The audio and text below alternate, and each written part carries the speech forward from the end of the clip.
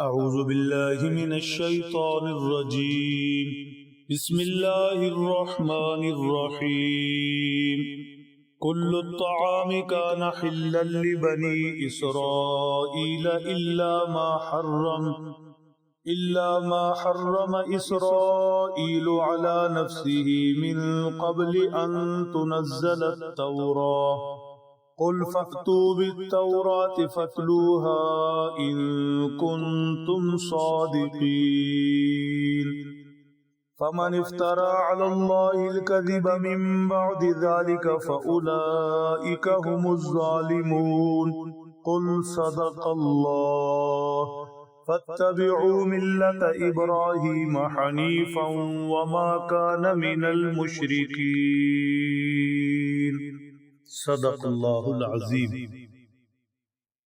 یہودیوں کی طرف سے مسلمانوں سے یہ سوال کیا جاتا تھا، تم حضرت ابراہیم علیہ السلام کے پیروکار ہونے کا دعویٰ کرتے ہو، تم کیسے حضرت ابراہیم علیہ السلام کے پیروکار ہو؟ ان کے گھرانے پر تو اونٹ کا گوشت کھانا اور دودھ پینا حرام تھا، اور تم اونٹ کا گوشت بھی کھاتے ہو اور اونٹنی کا دودھ بھی پیتے ہو، لہذا تمہارا دعویٰ غلط ہے۔ آج جو آیات طیبات تلاوت کی گئیں، ان کے اندر یہودیوں کے اس اعتراض اور اس سوال کا جواب ذکر ہے۔ چنانچہ ارشاد فرمایا، کل الطعام کان حلا لبنی اسرائیل۔ کس نے تمہیں کہہ دیا کہ بنی اسرائیل پر حضرت ابراہیم علیہ السلام اور ان کے پیروکاروں پر اونٹ کا گوشت اور اونٹ کا دودھ حرام تھا؟ کس نے کہہ دیا؟ ایسا کچھ نہیں۔ اونٹ کا گوشت، اونٹنی کا دودھ، ہر چیز ان کے لیے حلال تھی، ان کے لیے حلال تھی۔ ہم حضرت ابراہیم کے پیروکار ہیں، ہمارے لیے بھی حلال ہے۔ الا ما حرم اسرائیل علی نفسی، البتہ یہ ہے کہ حضرت ابراہیم کی اولاد میں حضرت یعقوب یعنی اسرائیل علیہ السلام نے منت مانی تھی کہ اگر انہیں حرق النساء کے درد سے آرام آ گیا تو وہ اونٹ کا گوشت نہیں کھائیں گے اور اس کا دودھ ان پر حرام ہوگا۔ یہ ان کی ذاتی نظر تھی۔ پھر بنی اسرائیل نے ان کی پیروی میں اونٹ کا گوشت کھانا چھوڑ دیا، اونٹنی کا دودھ پینا چھوڑ دیا۔ یہ ایک نظر کی صورت تھی، انہوں نے اپنی اوپر نظر مان کر اونٹ کا گوشت اور اس کا دودھ حرام قرار دیا تھا۔ یاد رہے کہ ایسی نظر ماننا جس سے اللہ کی حلال کردہ چیز حرام ہو جائے، شریعت محمدیہ میں علی صاحب الصلاۃ والتسلیم سختی سے منع کی گئی، سختی سے منع کی گئی۔ یہ اختیار اللہ کا ہے کہ کسی چیز کو حلال قرار دیں اور کسی کو حرام۔ اگر کوئی اللہ کی حلال کردہ چیز کو حرام قرار دیتا ہے یا اللہ کی حرام کردہ چیز کو حلال قرار دیتا ہے تو یہ سیدھا سیدھا اللہ کے اختیار میں ہاتھ ڈالتا ہے، ایسی کسی کو اجازت نہیں۔ حضور پاک صلی اللہ تعالی علیہ وسلم نے ایک مرتبہ ازواج مطہرات کے سامنے قسم اٹھا لی کہ وہ آئندہ شہد نہیں پیئیں گے۔ اللہ جل شانہ نے آپ علیہ السلام سے فرمایا، یا ایھا النبی لم تحرم ما احل اللہ لک۔ اے ہمارے حبیب مکرم صلی اللہ تعالی علیہ وسلم، آپ اپنی ازواج کی دلجوئی کے لیے یہ کیا کر بیٹھے؟ آپ کیسے اس چیز کو حرام قرار دے سکتے ہیں جسے اللہ نے حلال قرار دیا؟ لہذا حضرت صلی اللہ تعالی علیہ وسلم کو حکم ہوا کہ آپ شہد استعمال فرمائیں، آپ نے استعمال فرمایا اور قسم کا کفارہ دیا۔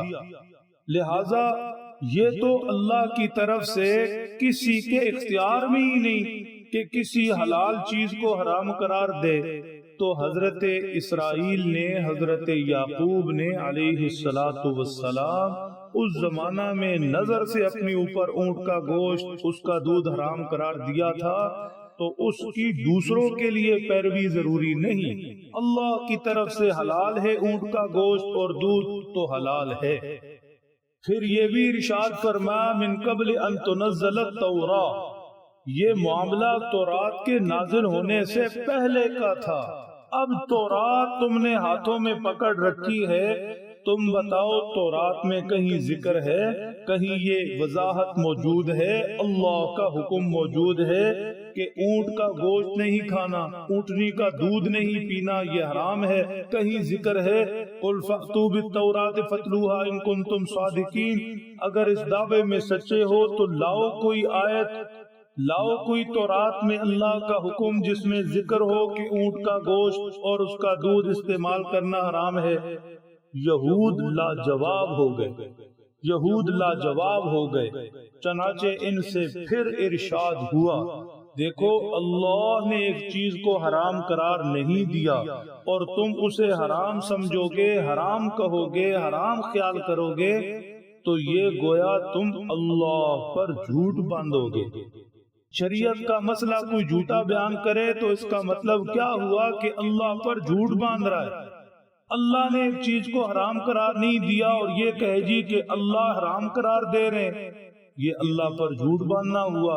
فَأُولَئِكَ هُمُ الظَّالِمُونَ فَمَنِ افْتَرَى عَلَى اللَّهِ الْكَذِبَ مِن بَعْدِ ذَلِكَ فَأُولَئِكَ هُمُ الظَّالِمُونَ، جو اللہ پر جھوٹ باندھے گا حق واضح ہونے کے بعد، ایسے لوگ ظالم ہیں، بڑا ظلم کر رہے ہیں اور خود پر ظلم کر رہے ہیں۔ قل صدق اللہ، حضور پاک صلی اللہ تعالی علیہ وسلم سے حکم ہے، اے ہمارے محبوب نبی آپ فرما دیں اللہ کا فرمایا سچ ہے، اللہ کا فرمایا سچ ہے۔ جب اللہ نے فرما دیا اونٹ کا گوشت دودھ سب حلال ہے تو پھر حلال ہے، اللہ کا فرمایا سچ ہے، کسی کے حرام قرار دینے سے حرام نہیں ہو سکتا۔ فَاتَّبِعُوا مِلَّةَ إِبْرَاهِيمَ حَنِيفًا، آپ ملت ابراہیم پر، دین ابراہیم پر یکسو ہو کر چلتے رہیں، پورے عزم اور یقین کے ساتھ ملت ابراہیم پر چلتے رہیں۔ ان یہود یا کسی دوسرے کے ان اعتراضات کی کوئی حقیقت نہیں، آپ حضرت ابراہیم کی اولاد ہیں، ان کے سچے رستے پر چل رہے ہیں، ملت ابراہیم کے پیروکار ہیں، پوری سچائی کے ساتھ اور یقین کے ساتھ اسی رستے پر گامزن رہیں۔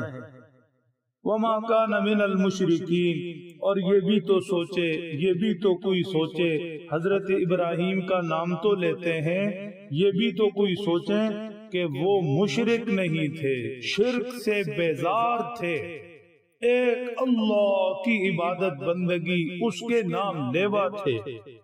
تو اب جو لوگ حضرت ابراہیم کے جھوٹے پیروکار ہیں، یہ یہود و نصارہ ہوں یا مشرکین مکہ، یہ ذرا اپنی اداؤں پہ غور کریں، ان میں سے ہر ایک شرک کے اندر مبتلا ہے۔